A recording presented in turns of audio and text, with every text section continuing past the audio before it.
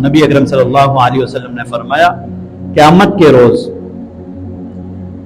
ایک انسان کا یعنی کہ پلڑا گناہوں کی وجہ سے، غلاظت گفتگو گناہوں کی وجہ سے بھاری ہو جائے گا، دوسرے پلڑے میں لانے کے لیے اس کے لیے جو نیکیاں رکھی جائیں گی وہ بھی اس پلڑے کو نہیں اٹھا سکیں گی، اس کی نیکیاں کم پڑ جائیں گی۔ ایک فرشتہ چھوٹا سا رقعہ کاغذ لے کر آ رہا ہوگا جس میں اس شخص کا ذکر لکھا ہوگا، لا الہ الا اللہ، ایک ذکر لا رہا ہوگا۔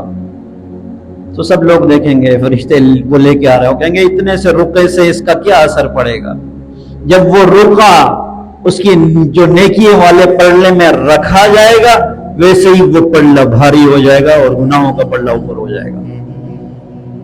بات کیا سمجھ آئی کہ اللہ کا ایک اتنا سا ذکر اتنی اہمیت رکھ سکتا ہے ہماری زبان سے نکلا ہوا، تو ہمارے جو جملے ہیں جو ہم نے نکالے ہوئے ہیں زبانوں سے وہ ہمارے پلڑوں کو کتنے بھاری کر چکے ہوں گے، کتنا بوجھ ہم آخرت میں اٹھائیں گے ان جملوں کا۔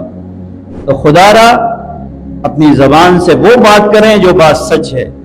کوئی ناراض ہوتا ہے تو اللہ کے لیے ہو رہا ہے، آپ سچ بولیں، سچ کی ہمیشہ کامیابی ہوتی ہے، سچ ہمیشہ جیت کر ہی رہتا ہے، ہار ہمیشہ جھوٹ کی ہوتی ہے، مگر اس میں وقت ضرور لگتا ہے، مشکلات ضرور آتی ہیں۔ آپ نے ہمیشہ سچ بولنا ہے اور سچ کے ساتھ رہنا ہے۔ عند اللہ بھی سرخ روح ہوں گے، اس دنیا میں بھی کامیابی ملے گی۔ اللہ جل شانہ سے دعا ہے اللہ جل شانہ مجھے اور آپ کو، ہماری اولادوں کو، امت مسلمہ کو سچ بولنے والا بنائے اور سچ سے محبت کرنے والا بنائے، جھوٹ ہماری زندگیوں سے نکال دے۔